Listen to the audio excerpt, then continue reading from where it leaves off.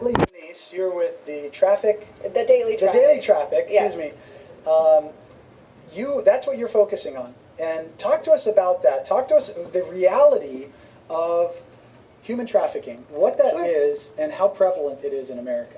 Yeah, well, I think that we have actually forgotten the domestic side of trafficking. Sure, we do have, the border situation inundating our system, but, there are different facets to human trafficking, labor trafficking, organ harvesting that we aren't quite, discussing, or we're not having a conversation, as a nation.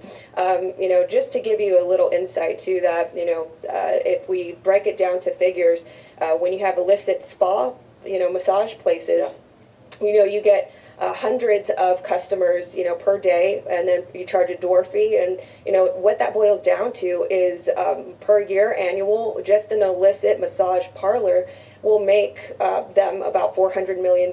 So you can only imagine that the $150 billion mark is way under, if we're only talking about that just in Harris County, which is in Houston, where I'm from. So I think we need to also have that conversation on the domestic side of trafficking, and then we can really quantify what that looks like additional to border trafficking as well. Right, because this has been going on for decades. I mean, forever, really.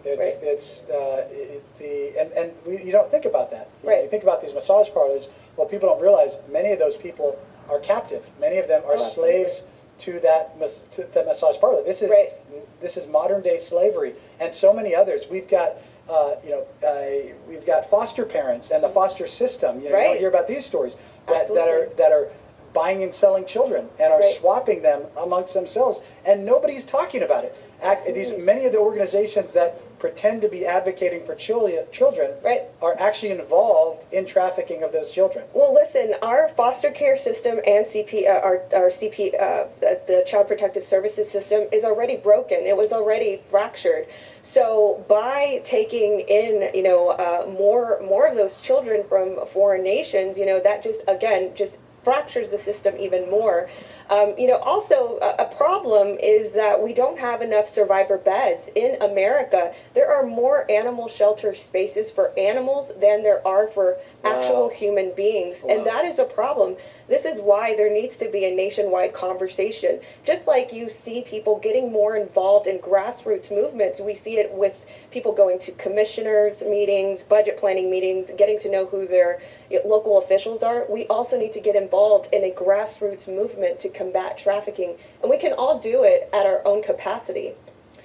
So we're heading to El Paso. That's going to be our next stop, and we're going to be on the border there. But speaking about that, the impact that this is having, you said it, we're already over impacted. We've got a broken CPS system, got a broken foster care system, and the saddest part of it was President Trump was doing so much. I spoke to so many foster children and the foster care alliances and some of those that were out there saying President Trump was the first one to actually start to make positive change here. And now we see the exact opposite. We see millions more people coming in, millions more children being sold into this life of slavery.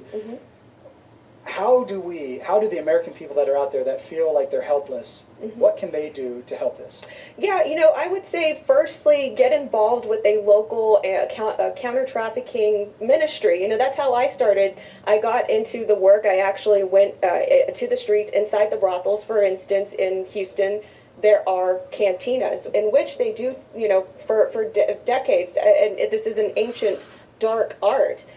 So seeing it firsthand, going on into these anti-trafficking ministries, they can really see it firsthand. Also, there are, again, different facets. They can volunteer at, safe houses, and there are many safe houses for adults and for children. The most heartbreaking thing is seeing children, looking them in the eyes. And, biblically, we also should let anger distort our hearts. We should be moved and subliminally moved to actually take some sort of action within our local community. So I would say, that's the first step, is to actually experience serving and experience, helping the victims and looking them in the eyes and realizing that they experience so much hurt. Also, monetarily, these ministries and these counter-trafficking organizations, they need funding. again, I mentioned the statistic about the animal shelter spaces. There's more of those for animals than there are for humans.